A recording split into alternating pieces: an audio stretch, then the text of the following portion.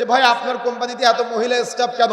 তো বলতেছে মহিলা স্টাফদের সাথে ক্রেতারা বেশি দরদাম করতে চায় না, ওই মহিলাদের থেকে আকর্ষণ হয়ে আসে, বেশি বেশি পণ্য কিনে নিয়ে চলে যায়। আপনি দেখবেন মোবাইল কিনতে যাবেন, মোবাইল মার্কেটগুলোতে মহিলারা সুন্দরী করে সাজুগুজু করে মোবাইল বিক্রয় করে। আপনি দেখবেন কোনো একটা বড় বড় শপিং মলে ঢুকবেন, মার্কেটে ঢুকবেন, সেখানে মহিলারা সুন্দরী করে সাজুগুজু করে দাঁড়িয়ে আছে। আপনি জিজ্ঞাসা করবেন তুমি সংসার করো না কেন? বলে তার স্বামী খারাপ, বাড়িতে শুধু কাজ করায়। কথা বুঝেন না মনে হয়?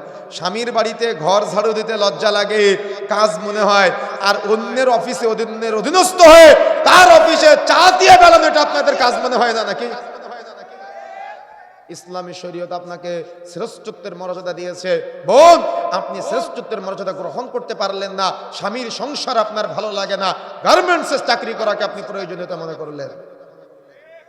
ইসলাম বলেছে আদ-দুনিয়া কুল্লুহা মাতা, গোটা পৃথিবীটা সম্পদ, অখয়রু মাতাঈদ দুনিয়া, তার মধ্যে শ্রেষ্ঠ সম্পদ হলো আল মারআতু আস-সালিহা, সতী এবং সাধবী স্ত্রী।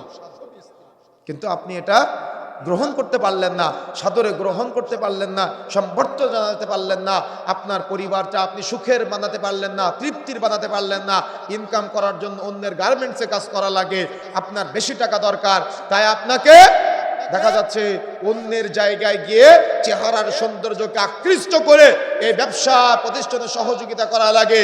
দায়িত্বহীন ভাষায় বলে যেতে চাই, মনে রাখা চেষ্টা করতে হবে, মাইকের আওয়াজ যতদূর পর্যন্ত যাচ্ছে, যারা কোনো মহিলাকে আকর্ষণ সৃষ্টি করে ব্যবসায়িক প্রক্রিয়া চালায়, এই পুরা ব্যবসাটা হারামে পরিণত হবে। মনে রাখার চেষ্টা করবেন, কোনো নারী নিরুপায় হয়ে কোনো জায়গায় ইনকাম করতে পারে, তবে তার 100% পর্দার সাথে ইনকাম করতে হবে।